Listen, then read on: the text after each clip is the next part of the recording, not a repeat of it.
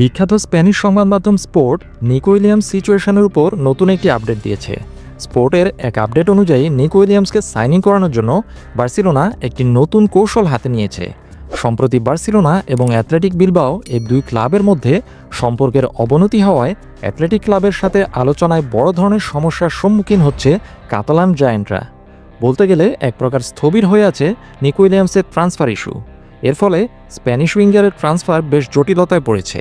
তবে এখন মনে হচ্ছে চুক্তিটি সম্পন্ন করার জন্য বার্সেলোনা এ সপ্তাহে নিকো উইলিয়ামসের ৬২ মিলিয়ন ইউরো রিলিজ ক্লজ পরিশোধ করবে। বার্সেলোনা ক্লাবের স্পোর্টিং ডিরেক্টর ডেকো বিশ্বাস করেন যে সব দিক বিবেচনায় এই রিলিজ ক্লজ বাবদ প্রায় ৮৭৫ কোটি টাকার উপরে এই বিনিয়োগ ঝুঁকিপূর্ণ নয়। বার্সেলোনা সরাসরি রিলিজ ক্লজ পরিশোধ করতে আগ্রহী এবং আর বেশি দেরি করতে চায় না। বার্সেলোনা জানে যে লা লিগার রেজিস্ট্রেশন সমস্যার কারণে নিকো উইলিয়ামসের যোগদানের বিষয়ে নিকোর এজেন্ট ফেলিক্স টাইন্টার পক্ষ থেকে কিছু উদ্বেগ রয়েছে। নিকো উইলিয়ামসের পক্ষের দুশ্চিন্তা কমাতে বার্সেলোনা একটি দারুণ কৌশল বের করেছে এবং এই সমস্যার সমাধানের জন্য একটি নতুন প্রস্তাব করেছে।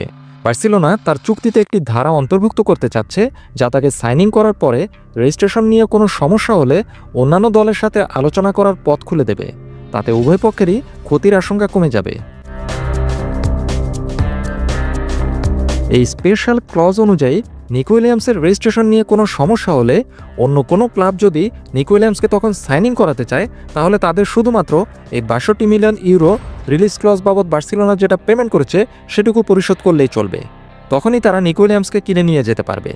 এইভাবে বার্সেলোনা তাদের বিনিয়োগের ঝুঁকি কমাতে চায় এবং নিকো উইলিয়ামসের টিমকেও আশ্বস্ত করতে চায় যাতে তখন নিকো উইলিয়ামস অন্য কোনো ক্লাবে চলে যেতে পারে তার ইচ্ছামতো এবং তার খেলা যাতে বাধাগ্রস্ত না হয়।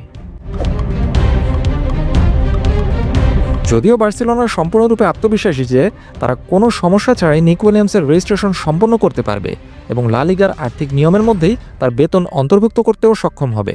তারা আশাবাদী যে নিকো উইলিয়ামস শীঘ্রই এই প্রস্তাব গ্রহণ করবে।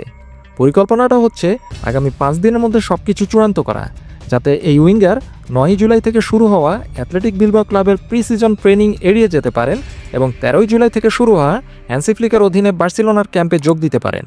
এখন দেখা যাক নিকো উইলিয়ামস এবং তার এজেন্ট ফেলিক্স টাইন্টার বার্সেলোনার এই প্রস্তাবে রাজি হন কিনা।